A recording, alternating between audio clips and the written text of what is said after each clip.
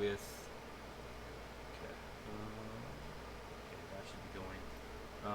With the Hangouts on Air, that I went back in there thinking that I would just be able to bring it up, and it said that Hangouts on Air was disabled. So there we go. Yep, stream keys changed. So if you guys are gonna do live streams, let's see, because I see it there. I'm not seeing it on my channel though. But if you guys are using OBS, update your stream keys.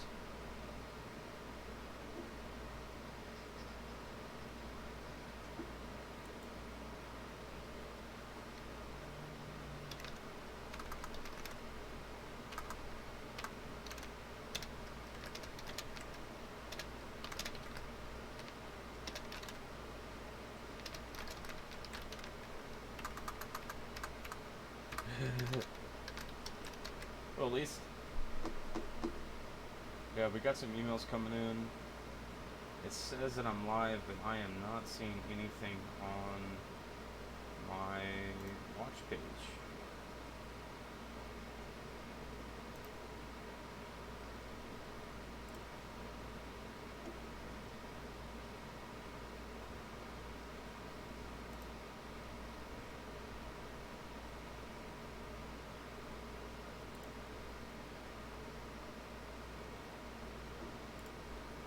I'm not seeing anything on my watch page.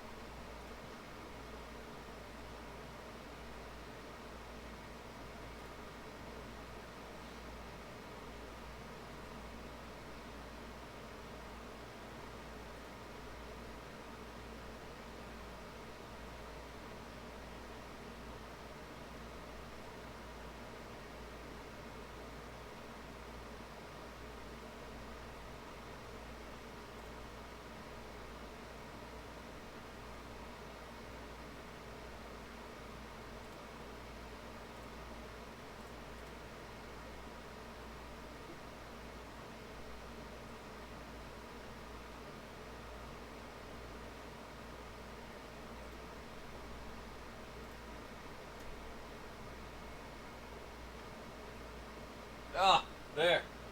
Showed up. Alright. So, alright, so there we go. Now we're getting somewhere. I don't have any external speakers. I always wear headphones.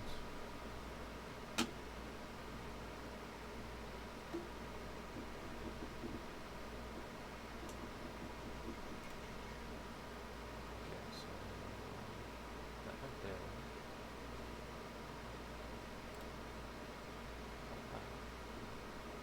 Actually, that actually doesn't look that bad on the YouTube side. Oh. Yeah, that's on my list. If you guys are gonna put, since I'm window capturing the Hangouts, anything that you write in the Hangouts chat is gonna show up on screen.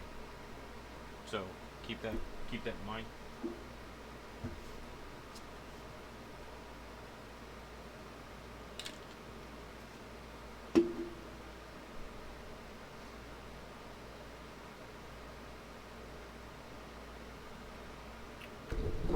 Audio for who?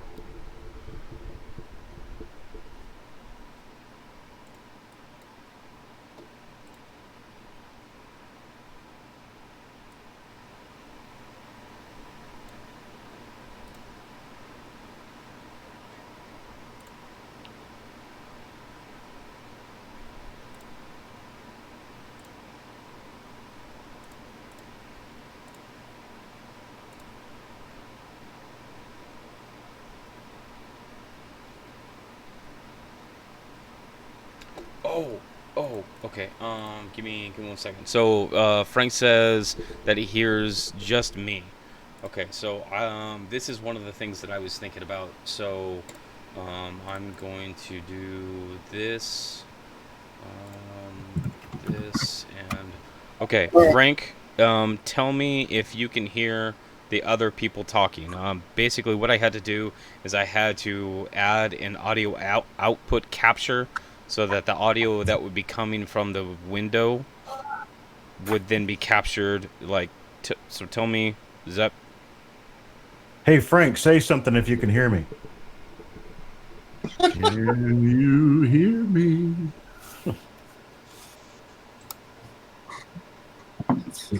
I can't find the broadcast at all on YouTube, so I'm going in the blind as far as who's in the chat. So far, I see Frank, Hidden Numismatist, okay? Mr. P. Coin That's Dragon it. says something if you can hear me. Okay, so that's what it is. I had to add an audio output capture. So basically, things that would normally be through my speakers, I'm capturing that audio and then rebroadcasting it through OBS. Yeah. So do you hear an echo? What a hot mess. Oh, boy. What a hot, We'll hot get there. mess. So, but now, basically, I don't have to use really OBS for anything other than just a stream, and I can do everything else inside, really inside Hangouts if I wanted to. Did we do There's it? another way. There's another way to do that, and that's just turn the option on to monitor on the volume widget inside the mixer for wherever you have our Hangout. So wherever you've added the window capture for Hangout, you can just open it up and choose monitor. Or there's two settings. Would that widget be found in the control room? You change it to monitor and output in the advanced audio properties for the mixer item for Hangouts that you added to that scene. Did he just call it a widget? Widget, like Spacely Sprockets. Did he just say There's widget? no when I'm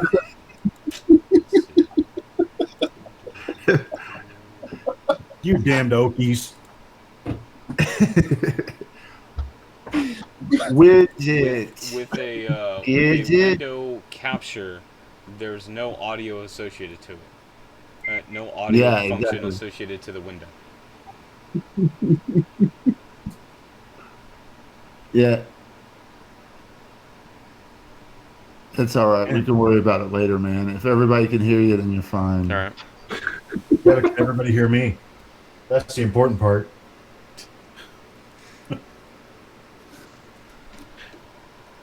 Hey, everybody watching, it's Chuck's birthday.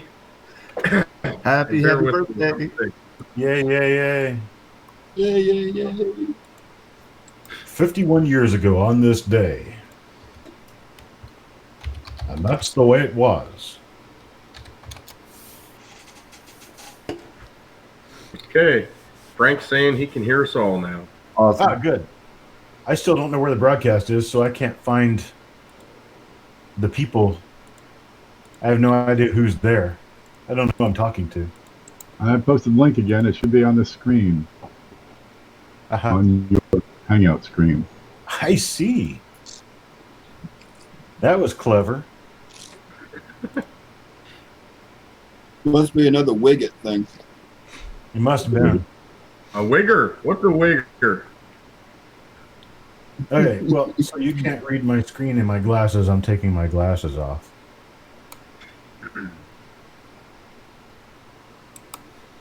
I wish I knew how to change YouTube back to the view that I used to have. Now the videos come up full screen and I can barely find the chat. You get a little toggle.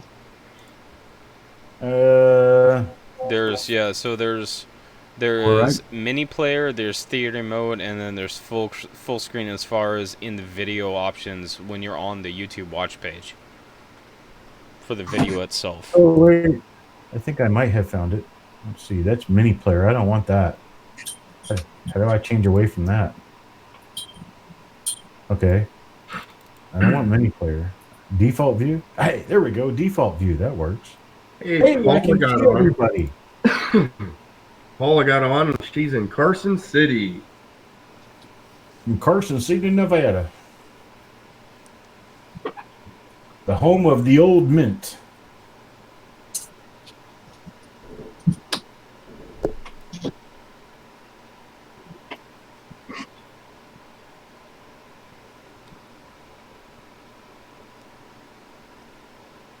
Man, they got quiet. I'm trying to get things right on this side. There. I think I'm in business. You want me to load some mail? I'm just refusing to hit buttons for the obvious reason that I'll screw it up. Oh my gosh. Don't touch anything. It's been picky today. I'm gonna screw everything up. I gotta plow out of here for a couple of minutes. My dad's calling me. Okay, we'll see you when you get back, Chuck. Yeah, see if you. We'll be right here. Look, for those of you just joining us, we've had some changes on YouTube, and it is affecting the stream. It took a few minutes to work those bugs out, but it looks like we've got it. We can hear, we can see, everybody's involved. We're ready to roll. All right. Let's see. I need to go to. I'll try to do my best here to have things under control, but I guarantee nothing.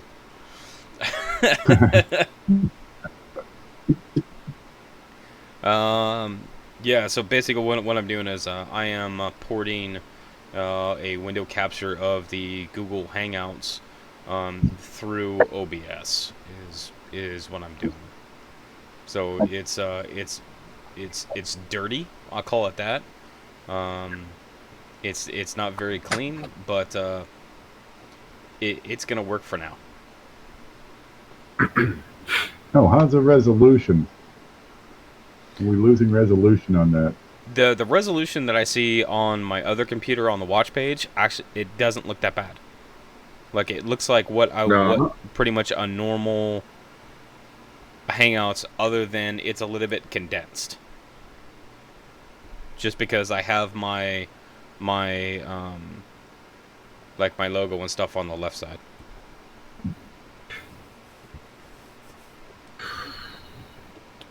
So I wanted to start off with the topic, and that'll give us some time to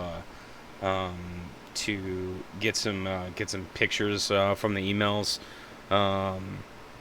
here in a moment. But what I wanted to do is I wanted to go through kind of a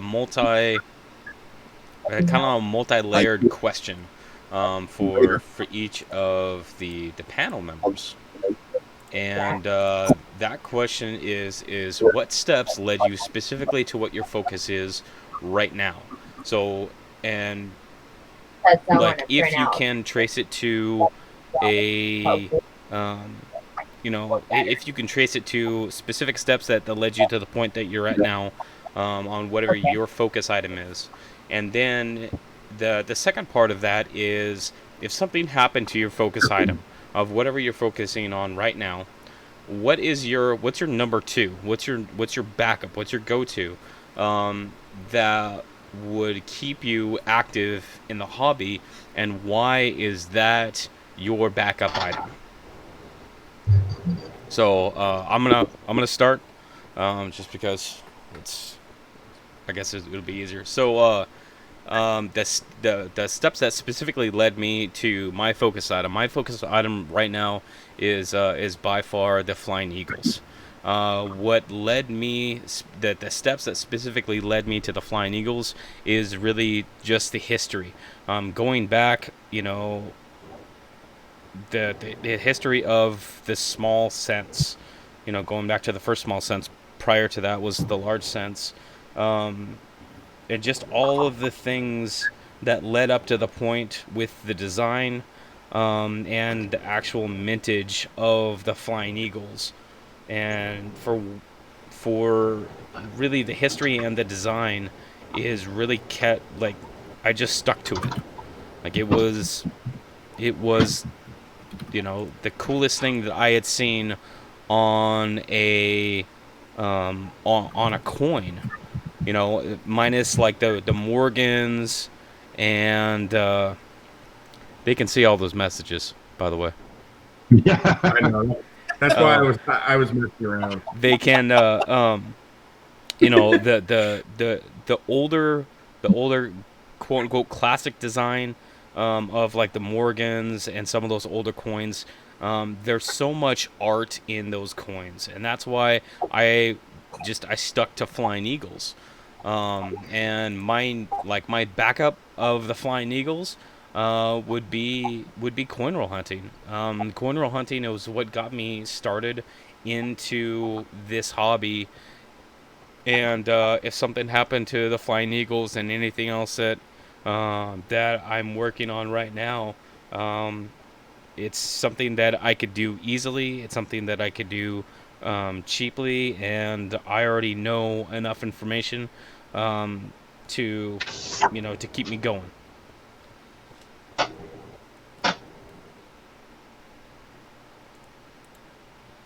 That's my spiel. Okay, it's a good one. Look, um, you can pick up this hobby and carry it as far as as far as it will take you. Uh, Having a backup plan, really, you don't even need one. This is the kind of thing you can set it down for years and pick it up later. A lot of people get into the hobby when they're young, right? Teens, maybe as early as 9, 10, 12, sometimes a little earlier even. And they get into it for a little while and they start to save wheat pennies, or put together a collection of Indians, or buffalo nickels. And well, life gets in the way. You graduate from high school, you go to college, you get out of there, you get a job, you get married, you have kids, you got the bills. The washing machine broke down. Oh my gosh, there's a tree that fell down in the yard, and the homeowners association is upset. Life can get in the way of the hobby for a while. But after the kids have gone through college and gone on their own, you cleaned up the mess from the tree that fell down in the yard. The homeowners association, you run it now, so it's not a problem. Um, and you get settled into life. You can pick that hobby back up and pick it right up from where you left off. Might be a couple of months where you start to relearn and familiarize yourself with things, but it's like riding a bicycle. You can get off the bike, but you never forget all about it. Balance comes right back. You can pick this hobby up after having set it down for years, and really, by the time you're in the 40s or 50s and life is more easy, you're going to be in a better position to pick that hobby up, because now you can afford those gorgeous high dollar coins that you could only dream about when you were 12 or 14 or 16 years old. A lot of these kids, they can't afford to spend a $10 bill on a decent Indian penny, or $30 on a Morgan dollar. God forbid they get into the really high-end pieces where you're spending hundreds or thousands. Gosh, we had one person in one of the groups who just finished his Lincoln Cent collection with a 1909 SBDB. In XF, that's $750. Geez, you're 12 years old. That's a bit of a stretch. I mean, we were mowing lawns and shoveling snow and raking leaves. $750 is more money we ever heard of. Good Lord. But, you get older, and maybe it's affordable. But certainly a $20 coin is. So whatever your backup plan is, hey, it's no problem to step back. Consider the idea that you might set it on the back burner for several years. But the hobby is always with you. So who wants to take the next shot? I can go. So it's been a journey for me, and the path has not been clear a lot of the times, and the thing I've had to learn to do and is listen to Ken. because he is wise and has a lot of good advice. No, I like to focus on particular sets, particular denominations, and then try to become as advanced as I can. I mean, I look at a beginner can identify the coin. A beginner understands about the time period the coin was made and what the coin is made of.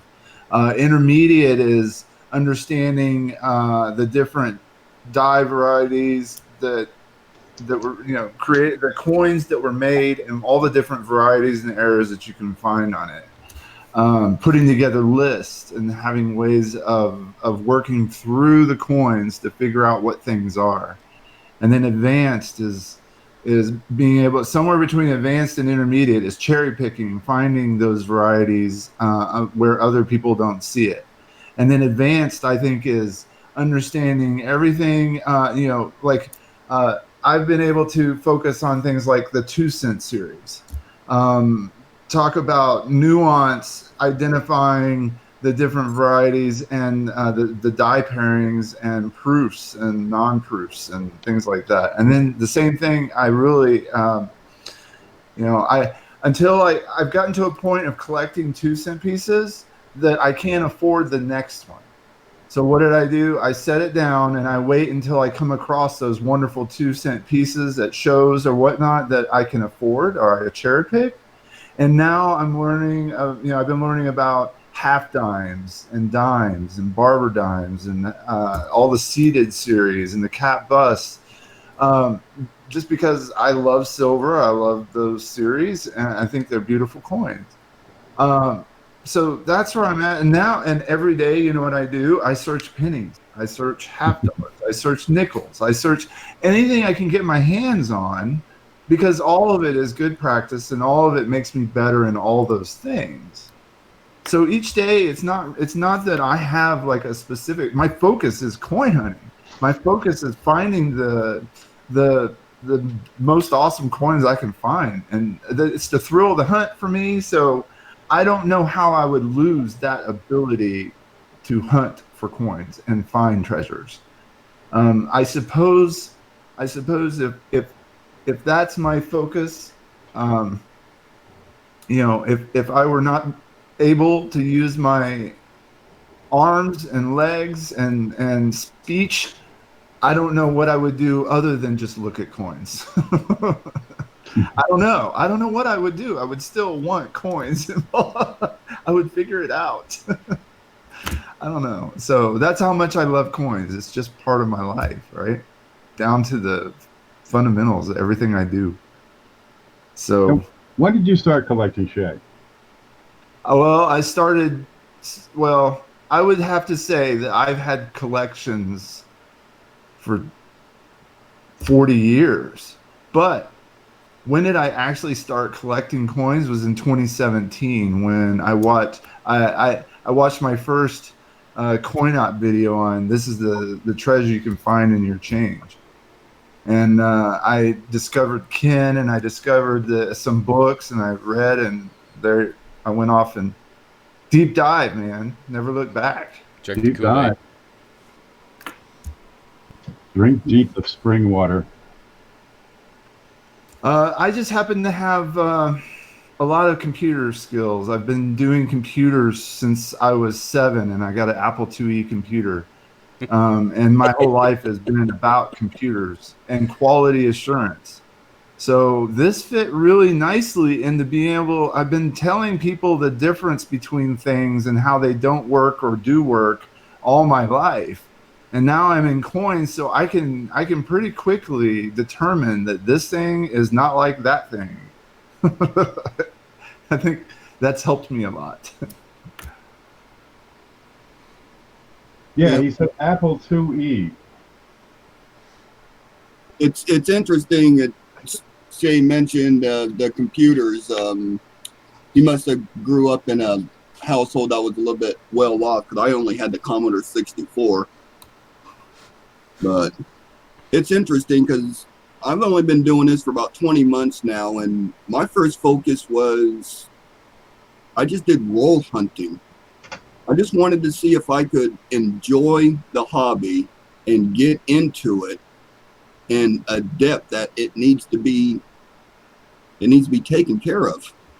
And then once I figured out that, yeah, I like this and I'm going to pursue this and learn more, I got into my set building.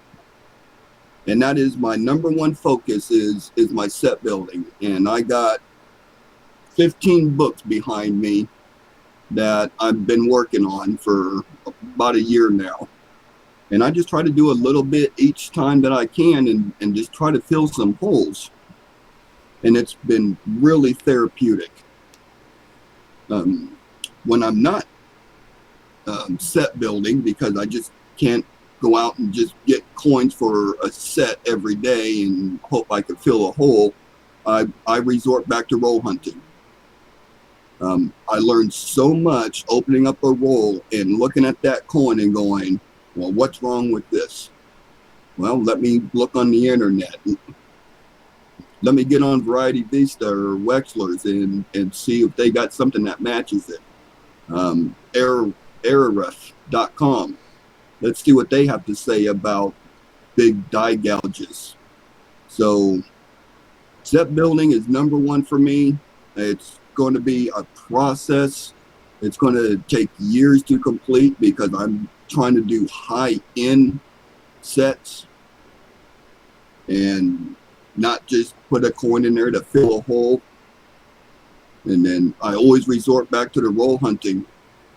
So number one is always going to be my sets, and number two is the roll hunting and just pursuing the hobby and learning about it.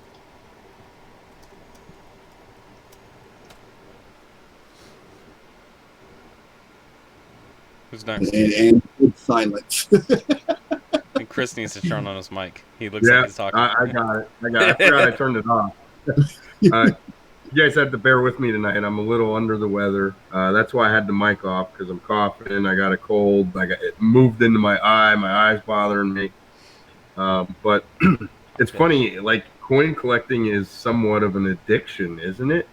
I mean, like Shay said, it involves every aspect of his life now. And I find that the same thing with me. Like, I'm paying with cash more, so I get coins and change. Of course, I'm coin roll hunting. Not a piece of change leaves my house without being checked by me. And I'm looking at every single bill that comes through. It's really crazy. I've been addicted to things, so I know what it's like. I smoked for a long time, and coin collecting is just like that. It really is, but not as unhealthy. So, but I've always collected all kinds of things: coins, Hot Wheels, Matchbox, cards of all sorts, you name it. Beanie Babies, whatever it was. I was just somewhat of a hoarder. When we moved one time, I had to downsize a little bit, so I sold my card collection, which I thought I had a lot of money in cards, and I ended up selling my entire collection for $600. It really hurt, and honestly, it was a fair price now that I think back on it. But one thing I kept was my coins. And one day I got them out and started digging through them, and it was like a light switch went off in my head, and I just got really involved in it. At the same time, I started prepping. I think the world is somewhat of a dangerous place anymore, and who knows what's going to happen from day to day. So one thing me and my family do, we like the outdoors and basically survival type stuff. So I was trying to load up on silver and precious metals. Unfortunately, because I have a large family, it was hard for me to go out and buy that stuff all the time. So I resorted to coin roll hunting to find things that I could sell or trade for silver. In the process of doing that, I fell in love with the varieties, and I got in really deep. I have hundreds of double dies and RPMs now. So now I still coin roll hunt and I still stack silver. So now I resorted to buying and reselling to support my hobby. Bingo.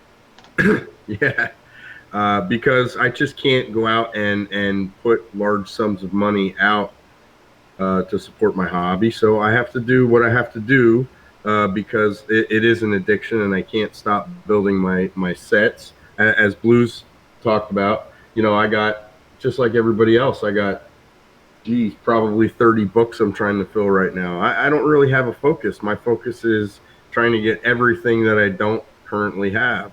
I'm sort of all over the place. But through coin roll hunting and buying bulk lots at shows and all kinds of stuff like that, it's amazing what you can get and what you can add to your collection. And then you start getting into these other subsets, and it's just really crazy. So I have so many different things that I can fall back on. If I decide I don't like varieties anymore, I still have, 15 other aspects of the hobby that will keep me busy probably for a lifetime. And I think my long-term goal is to build these sets, and if I ever get to retire, sell them back off and, go on vacation, travel, see the world, do whatever I want to do with the proceeds, I guess. If I don't get to retire and I end up croaking before that happens, my kids are going to be really happy. So that's where I'm at. I'd like to touch upon that. You mentioned the hobby supports itself. There's a progression you go through. You start out collecting pennies. Whatever you can get is good. You hoard how many wheat pennies you can get. Sometimes you get into coin roll hunting where you can add greatly to how many wheat pennies you have. Then you step up to another level where you're collecting complete sets. You want every date, every mint mark, and get them in the best condition possible. You can branch out into other series, half dollars or dimes or buffalo nickels, whatever it is. And you get to a point where you have a lot of knowledge. You can pick out what coin is valuable. This one's good for $20. That one's good for 50 cents. When you make contacts with people, and here's the beauty of it, they're looking for coins too, and they're willing to spend money on it. So you can use your expertise to pick out coins that are more valuable than the guy wants to sell it for, and cherry pick, right, where that coin is worth more for whatever reason.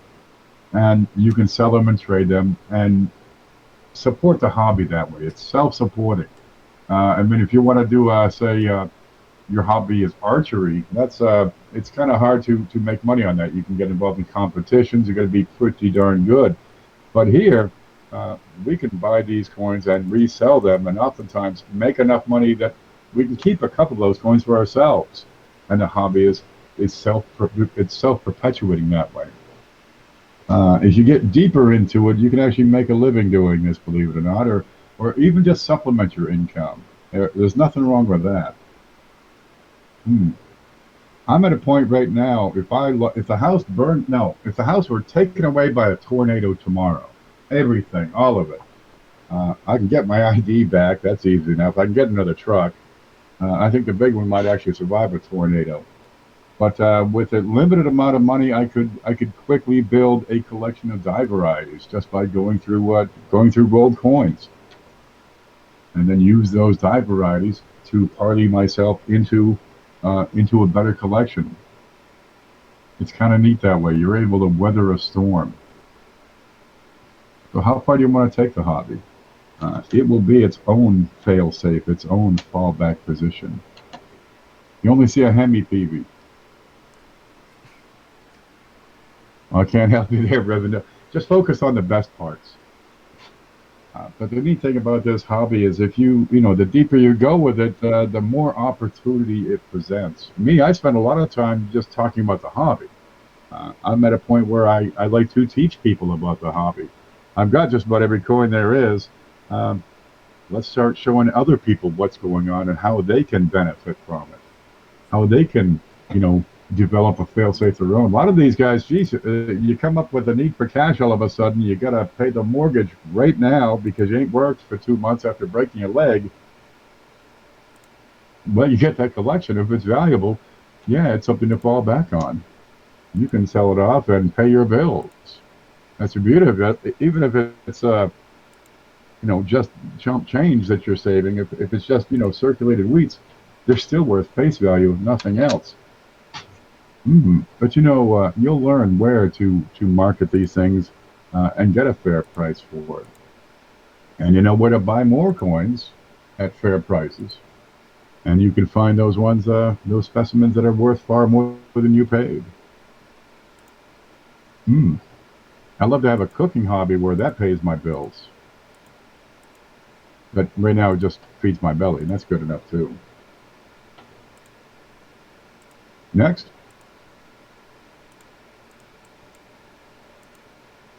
The Sorry. only person we got left is I think it's Chuck, and he's still off. Oh, he's on. It's his birthday. His father called. So, but the point of the question is the different things that we come across can lead us in different directions. Like, I never anticipated that I was going to try to build a variety set of the 1857 Flying Eagle. That was never on the top of my head. It's just something that I landed on, that I started going to. And that regardless of whatever your focus item is, that doesn't always have to be your focus item. There are so many different aspects of the coin collecting hobby as a whole. I mean, you can specialize just in errors. You can specialize just on shield sets. There's so many different facets all the way across, the hobby, that you could literally do anything. And say you were just done with it one day, there's always something else that can be done. So that was kind of the point, is that there's a much broader, a broader picture to everything than just the little stuff that we do, that we are focusing on. Yeah, and it's interesting that you say you just fell upon into the snow varieties for the eagles. I mean, when I first started roll hunting, I had no intentions of even starting sets or collecting one of each until I started coming across these coins in rolls that were in great, nice condition, and I just put them away. Well, then I developed a need for a book to put them in. Well, as I put more coins away, the more books I had to inquire to fill them up. So it's interesting how you may not find the hobby, but the hobby kind of finds you, and the hobby will take you in a certain direction. And it took me into doing high grade sets. And it was nothing I planned on doing. It just like CJ said, it just fell in my lap. So it's pretty amazing on the powers of just looking at coins and where it will lead you within the hobby. Yeah, and there's always something else. There's always a backup. Even if you stray, from what Rivendell is saying, even if you stray outside of the actual numismatics, there's still a bunch of other things that go on that affect our coinage. There's legislation, and there's history, there's the art, there's all this different stuff that affects, the numismatics, and affects, the economy, affects the coins that we have and we use. The demographics can be, so varied, that like Europe changed so that they have one denomination, one type of currency for multiple countries. And that's a big thing.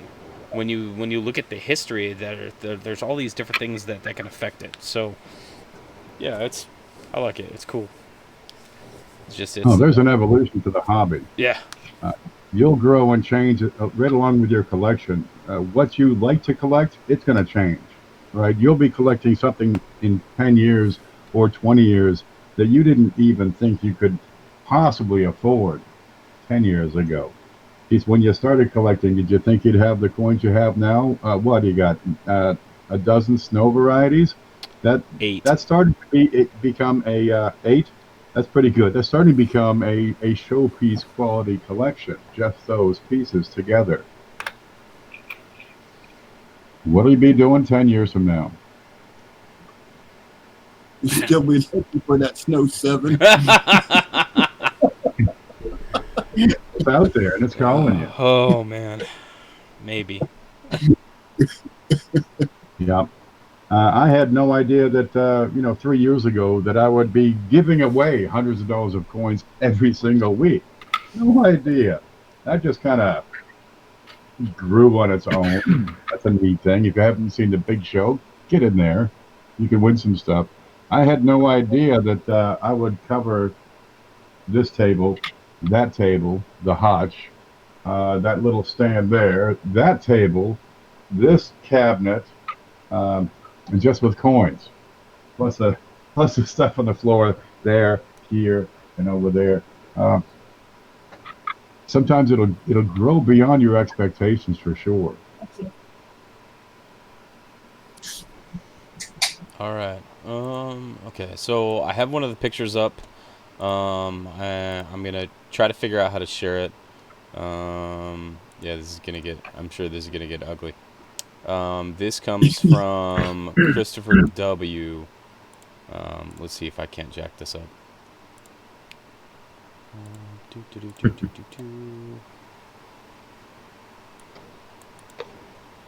So let's see if this is gonna work. Oh, looks like a nice die clash. Yep, there it is. Okay. I was going to say, it looks like the railroad tracks on that thing. There we go. Okay. So the question is, or is there a question? There's no question. The subject says clash on obverse and reverse. So this is the obverse, and it is clear that there was definitely a clash on this coin for sure, because those I've heard it called ghosting. They said they can't see it. Okay, so give yourself close, PJ. You guys can see it. I can see it because I clicked on your icon. Yeah, I told you. Just let me screw this up. Just click on. Do you have your icons up at the bottom? Just click on your own icon. There you go. Oh, that is just ugly. This is horribly ugly. But it's gonna work, I guess, for now. So you can mostly see it in up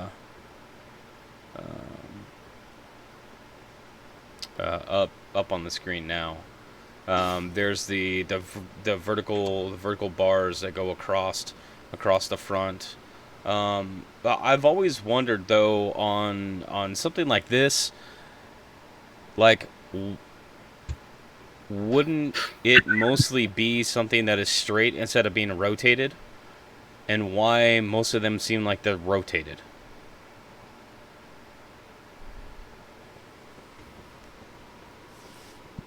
Well, that's a good question.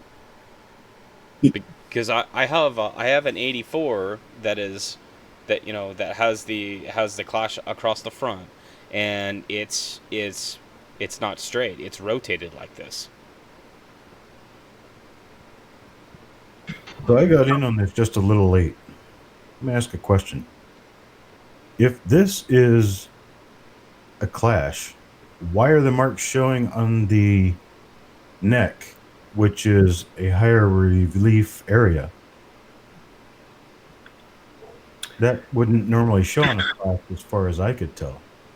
Correct? Very rarely very rarely you will Under the see ear. evidence of a clash on the raised, on the devices.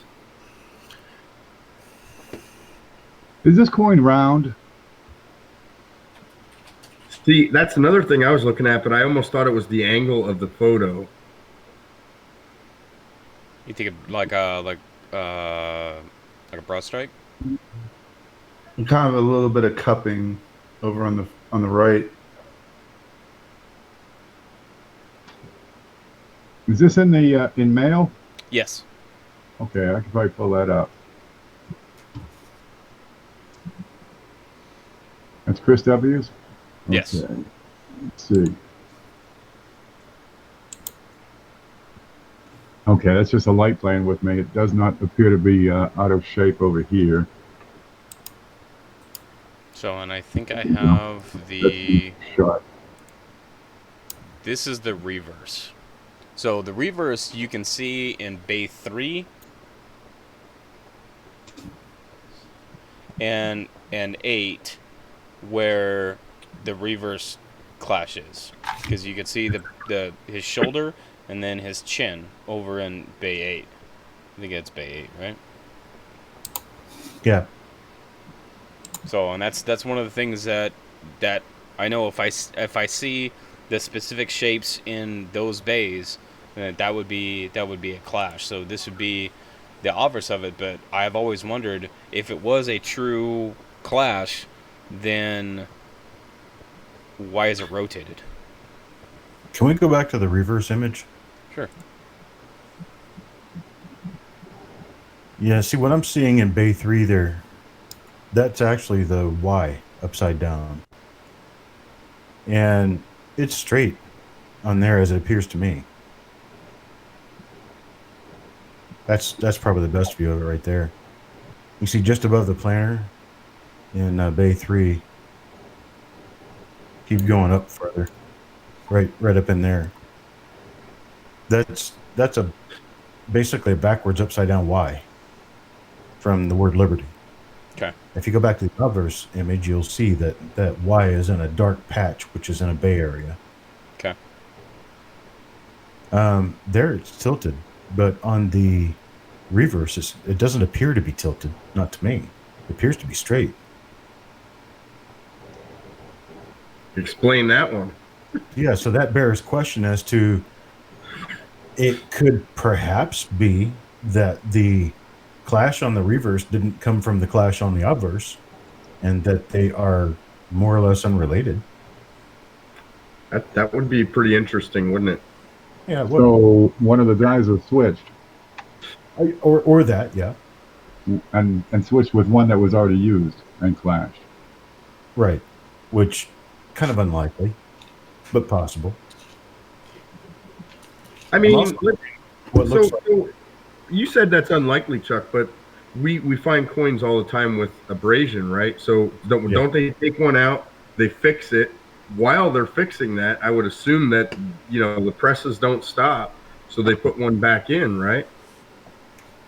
not necessarily. I kind of think sometimes it's sort of like if you're a guy who works with glass and you bring glass out, you're probably going to clean every plate before you use it, whether it needs it or not. And this is kind of one of those things where they bring out a die to use it. They probably rotary brush it before they stick it on the press, whether it really needed it or not. And so when you see a die that has abrasion on it, that doesn't mean that it was clashed and they fixed a clash. That just means it was abraded before it was hung. The reason, unknown. Okay. It does have this. The reverse does have a lot of polishing marks. Well, and also I'm looking at, if you especially look at the TED and the word state, you're looking at a coin that's relatively late die state because it has a lot of die wear on it.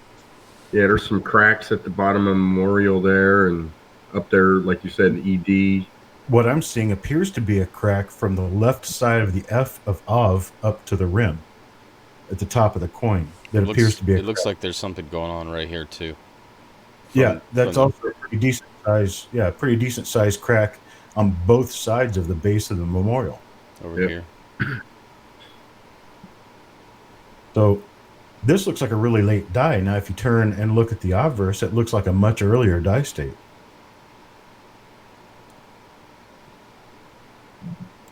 It's almost like they don't look like the same coin. But I'm unfamiliar with any clashing that shows clash marks on the upper relief.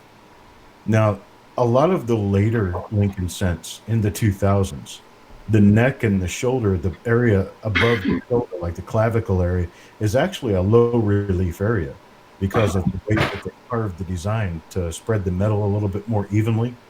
But when you go back to 1983, you're talking about pretty much a bas relief, a normal bas relief sculpture, which would mean that the neck would be a higher area of relief, as is the jaw.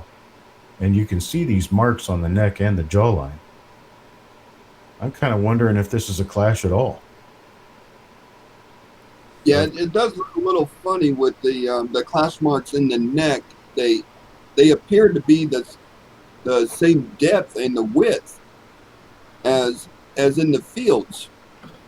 And you would think if it was in the neck, since that's a higher relief part of the coin, they'll be more defined. Now, might I present something as a possibility? Sometimes when contaminants are introduced into a roll, especially a bank wrapped roll that sits bank wrapped for a long time in a closet with or without moisture, with or without heat, there's some transference of the design parts that were touching one another from one coin to the next. And this could be one of those cases. What would tell you whether or not it actually is the line running through the middle of the head, from the bridge of the nose to the back of the head. If that's actually raised, then you've definitely got a clash. If it's not raised, then you may not have a clash. So it could just be a transference of the design as far as the ghosting that just happens to have a clash on the reverse. Yes. That would be very easy to explain. I've seen a lot of coins that have a clash on one side. I mean, this. I saw an image similar to this before on one of my coins, and I just got my book out, and wouldn't you know it, I have one very similar, and it's also a 1983. So is it a clash? You know, honestly, Chuck, now that you mentioned that transference, I'm looking at it under my scope here, and I don't. Boy, it is tough. I mean, there's some things going on with this coin that make me think both ways. It almost looks like I see some bit of relief. Boy, it's really weird. It is. I'm going to take some pictures and send them to the email. We can check it out then. Oops. Another thing that I would probably want to ask the person who owns the coin is whether the lines that make up the bays on the obverse are actually really hard, crisp lines, or if they are kind of like a textured ghost, like a, I don't know how to say it really, kind of like a burn-in spot, like on a TV screen, you know? Oh, yeah. That's kind of what it looks like. It looks like that design was sort of burned in rather than clashed. I'm looking at the Y in Liberty, and I'm not seeing that letter with any distortion on it where a clash would be hitting it. That's not necessarily going to cause distortion simply because the design could be a pretty deep design. You do notice how the throat is almost gone or appears to be almost gone. That could be. Yeah, I was noticing down on, I guess I'm pointing at the screen, right in here, that it looks like it's darker, like it's been abraded down, polished out. Well, I see abrasion lines in front of the nose, in front of the face. Right up here. I see abrasion lines, above the RTY of Liberty. Right here. I see plenty more of them around In God and up at the top of the head. Right here. That kind of tells me that there's a pretty decent chance there's abrasion lines all over the obverse die, and we're just seeing one angle of it. Yeah, that darkness disappears when you look at the other photo, because the other photo is a bit more blurry. Okay. I call that one lighting effects. I would want to take a much closer look at this to see if that actually is a clash. If it's a clash, it's a really nice one. If it's not a clash, it could be something. It could be something mint caused in some form or fashion, but it would appear more to me. I would be closer to calling it damage. Question. So I've seen other coins like this, that it looks like either like a grease or an abrasion on the shoulder right here Yes. during the strike or after. This is actually a during the strike thing, and you'll also see it if you notice. You'll see just a hint of striation on the forehead into the hair, and it's in the same direction. It's that kind of northwest to southeast This way? looking. Yeah.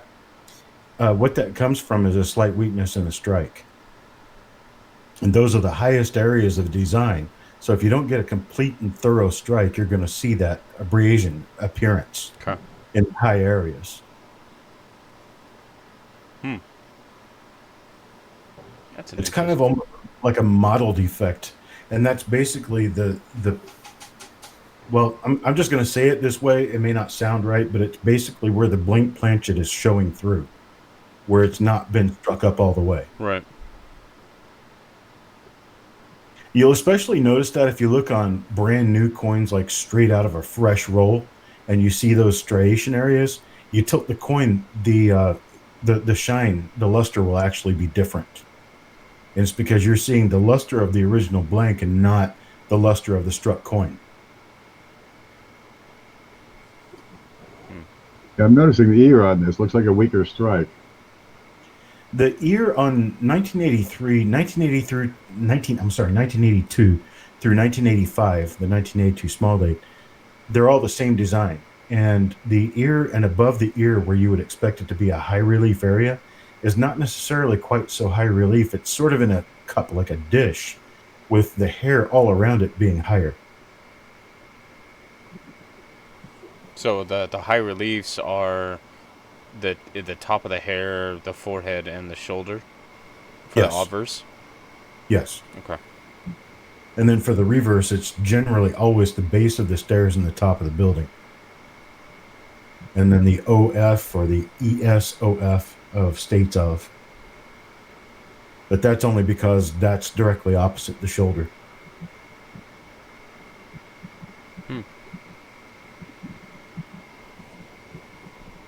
It's an interesting coin indeed. It is. Oh, it definitely is. Okay. I certainly wouldn't want to brush it off as a just a damaged coin, but I also wouldn't immediately jump to call it an error. I think because I'm pretty sure that I have one that has kind of like that ghosting look, and I'm gonna have to look on mine to see if it has if that design has elevation to it, or if it's just the ghosting that appears on the surface. Right, for sure. And that's my main question, is what that looks like exactly under a good scope. I'm about to send my images over, and I can definitely see elevation on mine, specifically in the neck area and right under his bow tie would be the memorial base, or the top. I'm sorry, the top of the memorial. I just hit send, so they should be coming over in a minute. Yeah, the wonders of modern technology. Isn't it great? Yeah, here we are sitting at points all across the country, and we complain when an email doesn't come through in less than 1 minute. All right, so I got the next one up, and this comes from Roadrunner, and his comment is It's like when your shield's right there. ear DDO. I don't think so. No.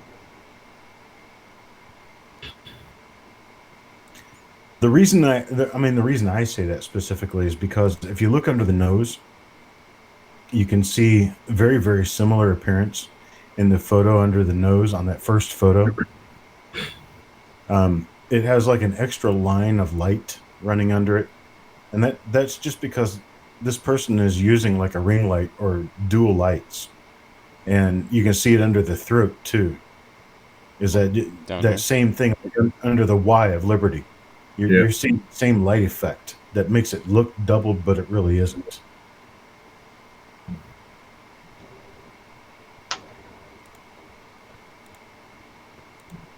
I see no evidence of doubling here. The lips, the nose, the ear, the collars. These all look right and tight. That photo right there makes that ear look very convincingly like a double die. But it's just the light that's But bringing I it think, like that. yeah, it's one of the problems with using more than one light source when you're looking at coins through a microscope. Is that it tends to make a lot of things look doubled that actually are not. Thank you, Amber. Okay, that's the same thing. Is that the same thing?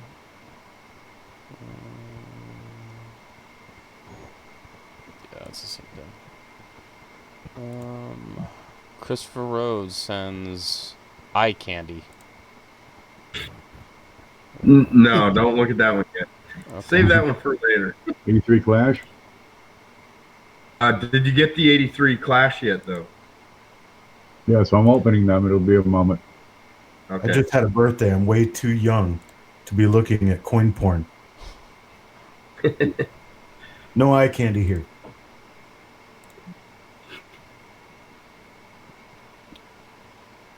I need eye something, man. My eye is killing me. Anybody ever have pink eye?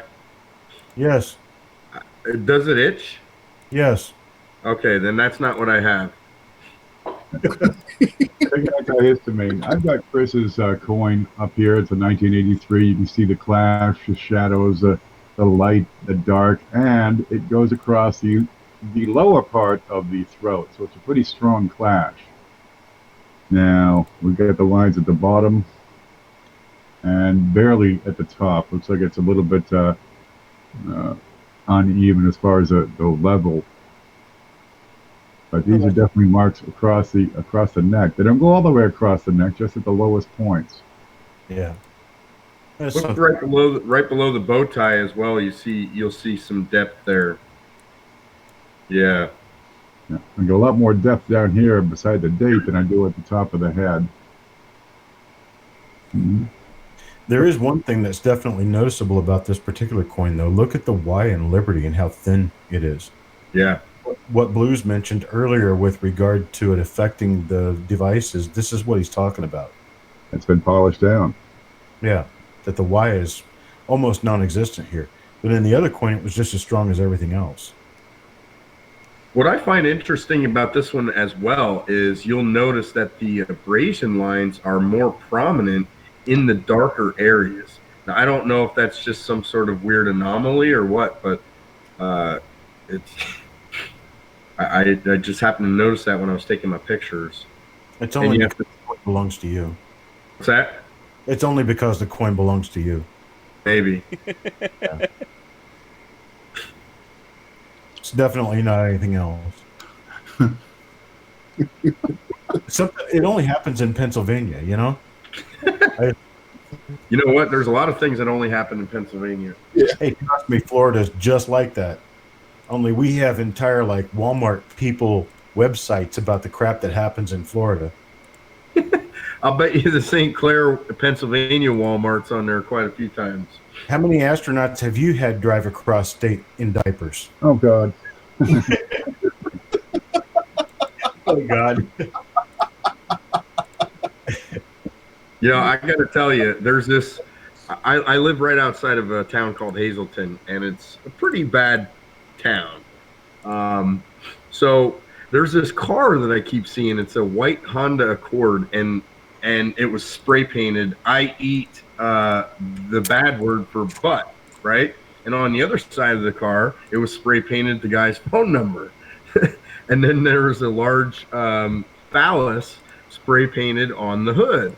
And this guy was driving around in this car for weeks, and I just couldn't figure out what it was all about. Well, then wouldn't you know it, my wife found a video on YouTube. It's two brothers that spoof each other all the time, and the one brother spray painted the other brother's car. And the worst thing was, it wasn't even his own car; it was a lease. He's driving around with this thing and it's spray painted on the whole side of the car. Oh my god, I couldn't believe it. That only happens in Pennsylvania. I'm still doing that for my Like brother's to car. get insurance with that rental? Oh, yes, I do. I choose to invoke the Fifth Amendment. All right, next picture. Let's see if I can jack this up again. Yeah, shield penny clash. Shay's playing with a shield penny clash. Okay, so this one comes from Andrew O'Neill, and he says, 2019 P Lowell earring for the quarter. Yeah, I like those. How much closer can we get? That's it. The entire image is embedded. So 600 by 480 is the max. I can stretch it, kinda. If I do some magic with OBS. But this is probably about as good as I can get. Let me stretch a little more. There we go. And you should be able to see that now. He's pointing to this bit right in the very center, right above the earlobe. I've seen this in a couple of other coins. I have no explanation for it. Yeah, I've seen that too. Didn't we see it on Kennedy half dollar about 2 or 3 months ago? Now that was a rounded indent. That's right. That's right. Something bumped it. This seems to be raised as if there was an indentation on the die. So it looks almost like a bead of solder. Yeah, but I've seen numerous coins with this on it, and I really think that this is something from when they honed or machined the dies. Anybody that used a metal lathe, What mint is this one from? you know, from the chuck. What's that? What mint is this one from? Philadelphia. Philly. Oh, well, that answers it. Pennsylvania. You know what? I should have known you were coming there. Yeah, I'd hold on to that one for now. Yeah. Hey, Andrew, if you can get a clear picture and attach it to the email, then we can open it up and blow it up. But when you add pictures inside emails, they will only do that at a certain resolution. There's a bunch of these floating around on a couple different quarters, and I think Yasser found a bunch of them. A couple people found a bunch of them. I don't think it was limited to the Lowell quarter, but I really think it's from one of the chucks on a metal lathe, you know, where it was holding the die in place. I don't know what else it could possibly be. It seems to be dead center on the coin. But why would they be turning a die after the design was complete? I just think that it was so deep in the die that it was never, you know, removed or covered. So Does that make sense? Not to me, it doesn't, but I'm not going to say anything about it. the second part of it is a nickel. That's the reverse. And then this is the obverse. And the question that comes with it is capped die? Question mark. Struck through a capped die. Exactly. Could you put that over again? Yeah. So that's the reverse. Agreed. Structured cap die. It's a late stage cap die. But you can actually read part of the design. In here. Yeah. So this coin was struck with a die that had a coin stuck to it. And so the die struck this coin through another coin. The coin that was stuck to the die was called the cap die. This one was struck through a cap die. Two different things. The cap dies are far more rare than the coins struck through a cap die. So this one's quite a bit more common. Although not common, they're a lot more common. I've found one of these in pennies. Only one, but it's 98p. What is it? 98p. It looks like to me. Oh, the nickel. Yeah. He says 1998. Yeah. Could you flip it over again? Yeah, I don't see enough detail on the stairs to be able to tell for sure. It does look like a more modern one, though. 98p or 98D.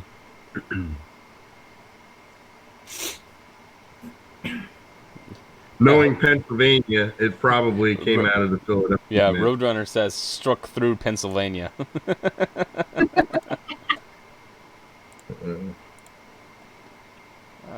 let's see what else we got. What the heck? What do you got on your screen, Shay? This is Andrew sending a close-up pic. Looks like a screwhead got into the mix or something. It's a Frankenstein coin. This is his close-up of that same spot. Oh. It looks like Captain America on the shield. Is that a hex head or a... Yeah, I think it might be. I can't tell if it's a hex head or... Oh. Here's my interesting point to make on this. If you look on the ear, the level of relief on the ear affects the shape of that bit. So it isn't something added to the coin. The coin was actually struck with that already in the die. Yeah, it looks like maybe... I mean, my theory makes more sense. So what if a screw holding in the die broke and the little head came down during the process and it proceeded to hit the screw and damage the die? But aren't they struck horizontally? Yep. Uh-oh. I was gonna say, but you can kind of see, if it was a Phillips head screwdriver, you can see the raised areas. Shay, Yeah. stop yourself, brother. All right. Horizontal. I hear There's you. not a good explanation for this except that the die was damaged by something. Okay. My words are backwards. I can't write in mirror, but this is what I'm talking about when they're turning the die on a metal lathe.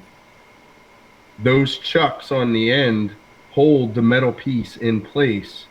And if they are tightened too much, they will embed into the center of the die very deeply. I don't Right, think but that's how they turn them. They have a Yeah. chuck that grips it from the outside on one end, and they turn it like that. Don't they? Yeah, and the other problem is that the dies start out a conical shape. So they don't start out flat. Uh-oh, Ken's got the clay out. You're in trouble, Christopher. Yeah, no, I get that. And this wasn't necessarily the beginning stage of the process either. That's why I ask, why would they put a die on a lathe with a chuck after the design was already transferred to it? So you're saying the end is conical like this? Yes. Okay. So the same principle could still apply, but if they grip it from the outside, then that would blow that theory out of the water.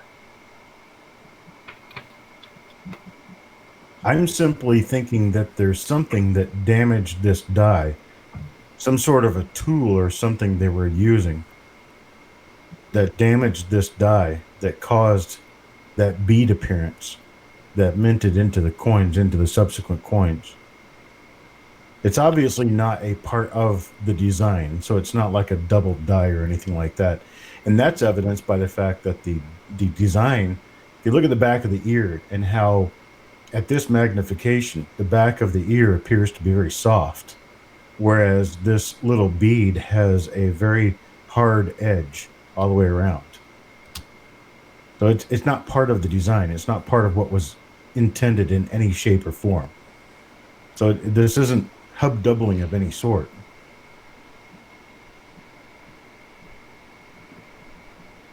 Amber Panel wants to know what years these are showing up on. This is 2019. These are I've only seen 2019 it on- Philadelphia quarters. Yep, I've only seen it on 2019, but a couple different ones, not just the Lowell.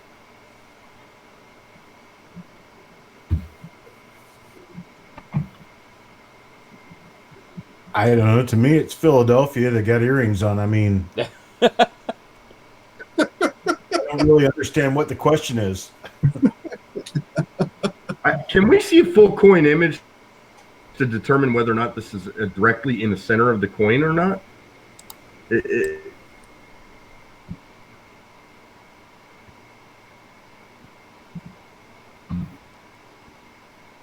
Looks pretty Looks like it's centered. me. Yeah, it looks pretty close to me.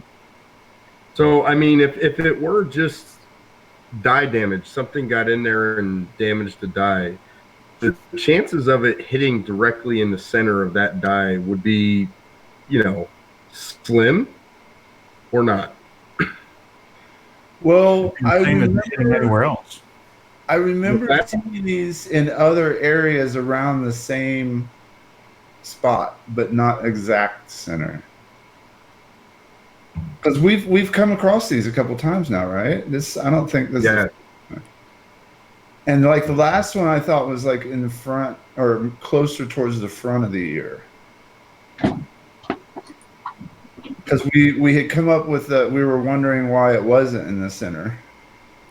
I think you're mixing that up with the Kennedy that we were Am looking I? at. I think so. As I remember it. Then again, I don't have a whole lot of memory anymore. I'm old.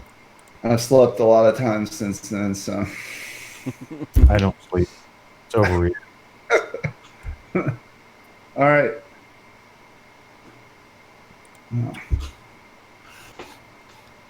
Working on the next one. The next one is a video, so I'm not sure how that's gonna work out. A video. Yeah, this comes from Robert Tomes. He says, this item had ended on eBay. I was only able to record my viewing. Can you tell me how this cent is an MS coin? Oh, this should be interesting. Okay.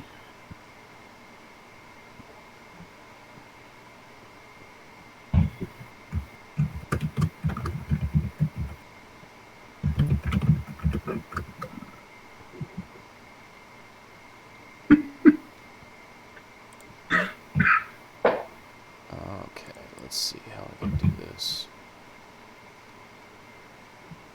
I did work for a few minutes today on trying to edit the Wikipedia website for August 1st, the list of famous people born on August 1st. My name was not included.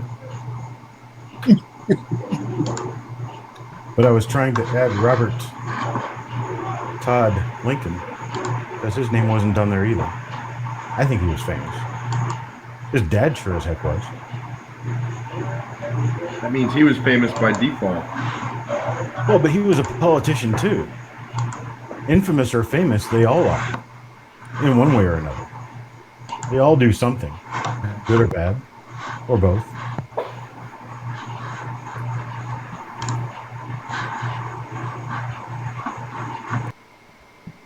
And I talked to my mother, and I told her that about the story about the Robert Todd Lincoln.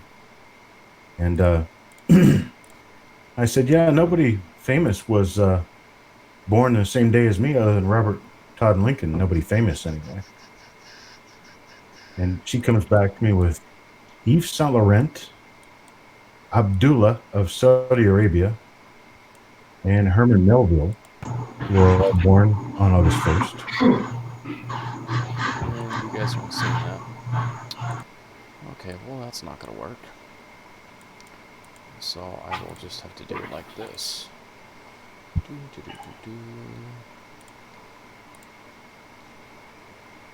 Okay, you guys can see that? Yeah. Yes? Yep, there it is. Okay. And we are asking how this is mint state. That's the question.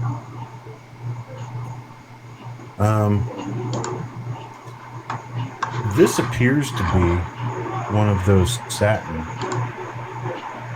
It appears to be a satin finish coin. But so 1995, they didn't do those in 95. Well, it's mint state because it doesn't have any wear. It's an MS68 because it doesn't have any wear, and it's a nearly perfect coin. I'm not really sure. Let's see, did you still screen share and meant it? Oh Jesus! What was that again, Blue? Of course, I told you I was gonna jack it up. There we go. I'm only like partially, like fully not smart enough for this.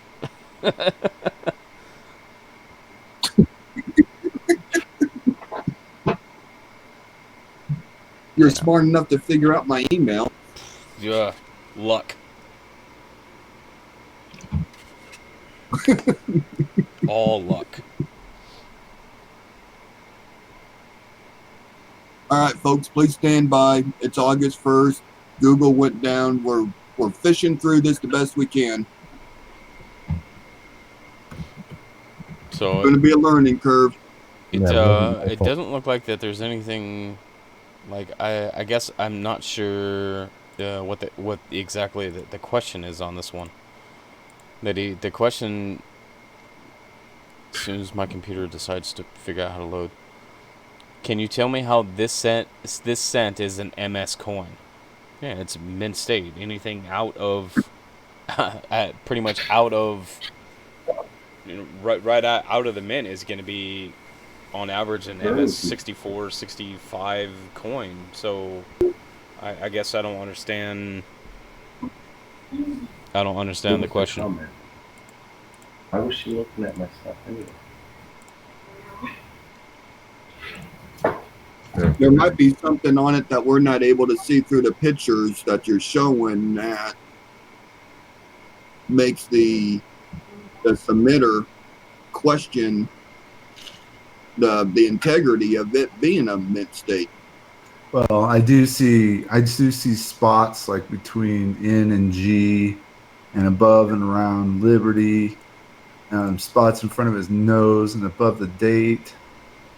But wouldn't that be why that it's I don't an know if any of that. MS68? Maybe. I mean, I would expect if that was not on the plastic and it was on the coin, I would expect that not to eliminate it from a 68.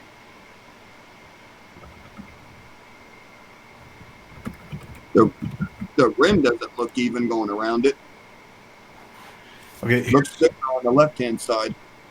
your qualifications for an MS68 red coin are essentially that it have very bright luster, very, very few contact marks, if any, and that any color shifting on the coins be a natural process of the minting and not from chemical erosion or other contaminants. Whether the rim is the same size on both sides doesn't make any difference. The coin has to have a nice, sharp, solid strike, which this one does. The color of the coin kind of leads me to believe that the color is rather even when you look at the coin. You have to remember that you're also looking at a coin that's been multiplied hundreds of times in a photo that captures one angle of lighting and doesn't necessarily show any of the luster the coin has. So any of these color splotches that you're seeing could be a part of the copper plating on the coin. Additionally, It could also be stuff that you're never going to see in person because the luster is too bright. So judging the final grade of a coin by using one photograph of the coin is not generally a very good thing to do with an ultra high grade like this.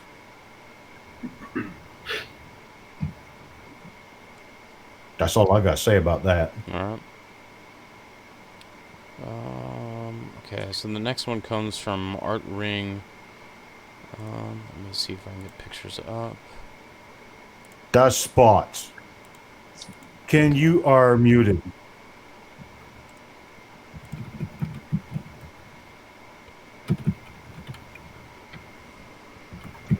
How about now? There you go. Now you are not muted. You may go. All right. Okay. The way these digital cameras work nowadays, they will take a single pixel and adjust it according to the algorithm that the camera is operating with. I've got a red coin. What is this? 2016. We opened up the roll, last night or 2 nights ago. It's going to have some spots, but watch what happens when I switch from this camera to the close-up, which hopefully is in focus. And those spots turn black. They show right up clear. If I angle this coin, you're going to see a change in the color of those spots. They become a bit lighter in color. So the algorithm that's determining the control of the digital photograph can alter that image.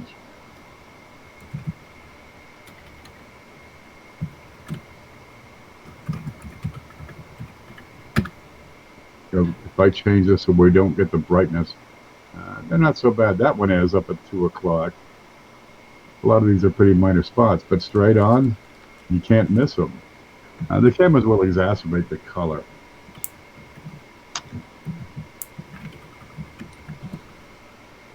That may be part of what's going on with that coin. I found the same problem with a 58 roll I was going through today. Because everyone I put up under the scope, they all looked like heavily blotched, ugly-looking coins, but as soon as you pull them out from underneath the microscope and take a look at the coin, just under normal room lighting, they were really nice coins, really nice gem coins. I'm sure everyone's going to be happy with them, but they didn't look quite so nice when I stuck them under the Dynolight. Alright, so this next one comes from Art Ring. He says, this came in a variety box of coins I purchased. Could it be an old foreign planchet from the 50s when they reeded the edge before striking a coin, a token planchet, or a quarter reed test piece or someone's homemade project? So this is one side. I suppose I gotta focus on this piece.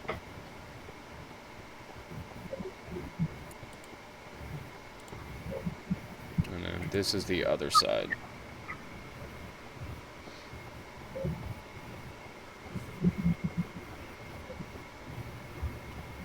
Well, I'd want to know the diameter of that. I would want to know the weight.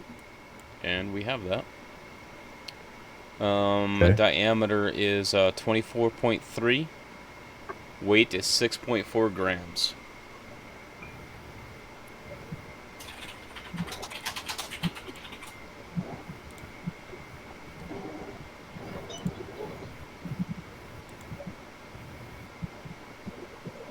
Huh.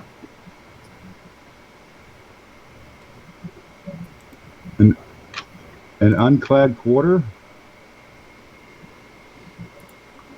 No, not at 6.4 grams. No, diameter is about right, but it's too heavy. Would that possibly be some sort of substance on top of one of the sides? That's kind of what I'm thinking. It looks like solder or something poured onto a coin that has the design removed from one side. First of all, quarters, I don't remember quarters ever being reeded before they were struck. Not until you get back into the 1700s. The days before steam presses, when they were doing screw presses, they would read the planchets before they would strike the coins because they didn't have a color. But ever And they since weren't clad back then. right, ever since the days of color minted coins, the reeds have always been in the color. Is that not correct? I believe so. So then this would not apply as a coin that would have the reeds placed on it prior to the strike. Well, you know what? I actually have a clad quarter planchet. Let me see. It's Pennsylvania. CJ, is there a picture of the Yeah, rim? I'm trying to get it to pop up. Okay. My computer is telling me to go fly a kite right now. If it's working now. I said open in new tab, not download. There is literally a difference between those two items.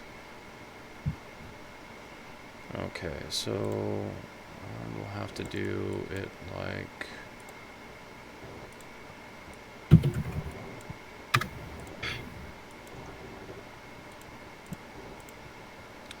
This is the picture of the edge.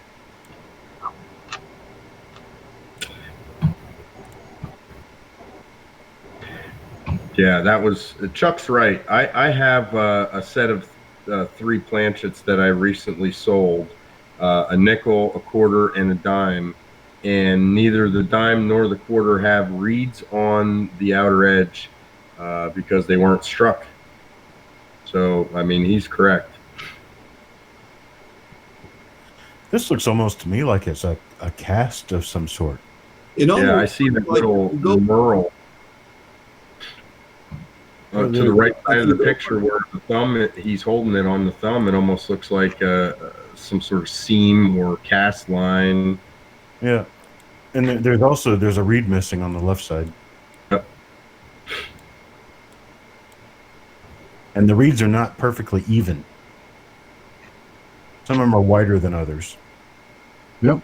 This looks like a homemade job of some sort. I don't think this is a coin at all. Looks like someone's attempt to make blanks to strike fake quarters or something to that effect. So here's a close-up of the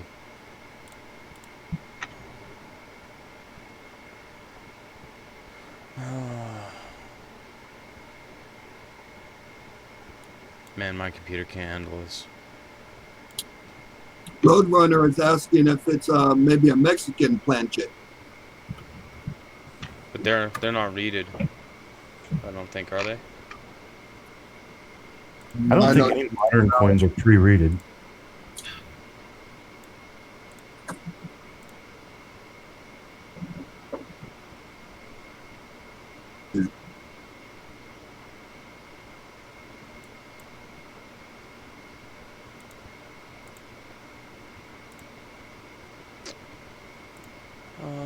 Well, freaking awesome. Yeah, it was punched at home. One side is convex, one's Oh, fucking piece of shit.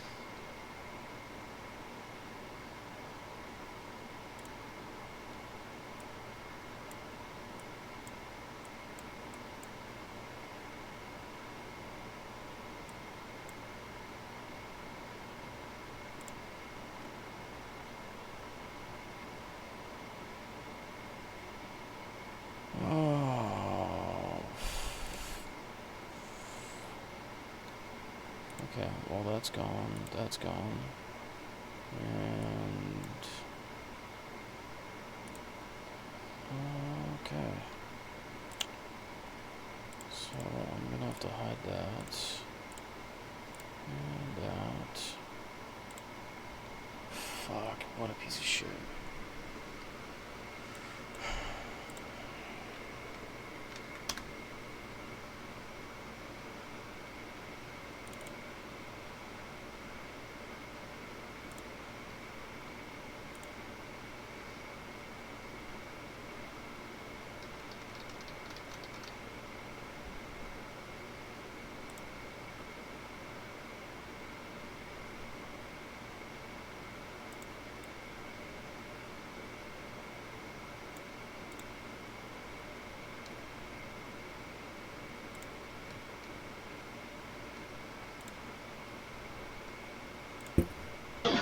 All the little lines scratched into the surfaces of the coin.